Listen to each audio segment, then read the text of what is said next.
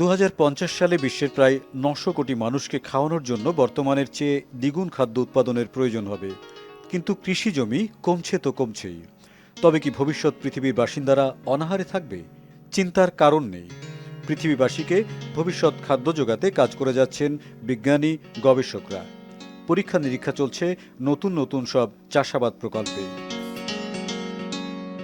সমুদ্র তীরে green house তৈরির মাধ্যমে লোনা পানিকে স্বাদু পানিতে রূপান্তর করা, মাটির আর্দ্রতা রক্ষায় চিপ ব্যবহার, সুপার রাইস কিংবা ক্রপ কাসাভা উৎপাদনের মতো অভিনব সব উদ্ভাবনের মাধ্যমে আগামী দিনের খাদ্য চাহিদা মোকাবেলার পরিকল্পনা করছেন বিজ্ঞানীরা। NRBC ব্যাংক, সুখবর প্রতিদিন।